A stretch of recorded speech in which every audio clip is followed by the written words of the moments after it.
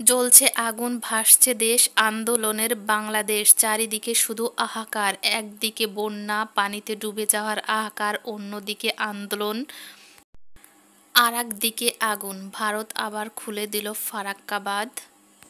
দেখুন, সেনাবাহিনীরা ত্রাণ দিচ্ছে, এখানকার বেশিরভাগই হিন্দু এবং সংখ্যালঘু, কিন্তু ভারত তাদের দিকেও তাকাচ্ছে না। অথচ বাংলাদেশের মানুষ যদি তাদেরকে কিছু বলে বা নাও বলে, তখন কিন্তু সমালোচনার ঝড় ওঠে। যেহেতু তাদের সজাত ভাইরাও বাংলাদেশে আছে, তাদের দিকে তাকিয়ে তো অন্তত পানি কম দিতে পারে বাংলাদেশে, তাও দিচ্ছে না। ফারাক্কা বাঁধ প্রতিনিয়তই ছাড়ছে তারা বাঁধ।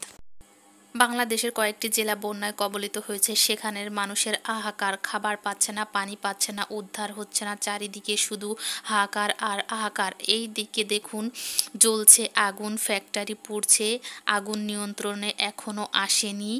ইনারা আহাজারি করছে, তাদের প্রিয়জনকে পাচ্ছে না, তার জন্য ওনারা বাসা থেকে একজন ডাক দিয়ে নিয়ে আসছে যে চল গাদির মিলে যাব। আসছি এখানে আমার ভাই বউ, আমার ভাইয়ের শালা, তারা তিনজন আসছিল। এই লোকটা বলছে তার পরিবারে কয়েকজন লোক এসেছিল এই আগুন লাগার খবর শুনে, কিন্তু এখন তারা নিখোঁজ রয়েছে।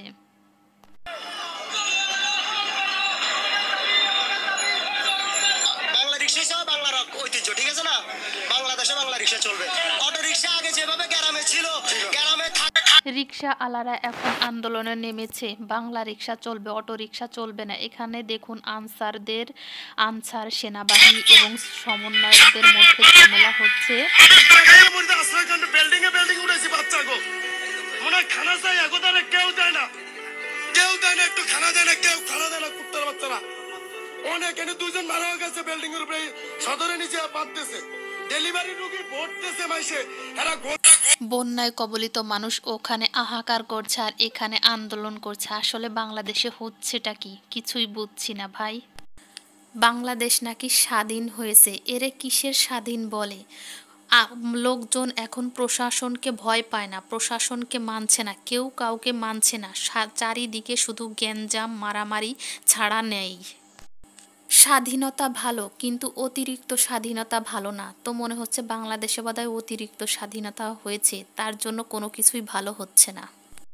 এ দেখে আমার একটা গানের কথা মনে পড়ে গেল, আমরা সবাই রাজা আমাদের এই রাজার রাজত্বে। তা বাংলাদেশের পরিস্থিতি হয়েছে এরকম, সবাই শুধু রাজা হতে যাচ্ছে, কেউ কাউকে মানছে না।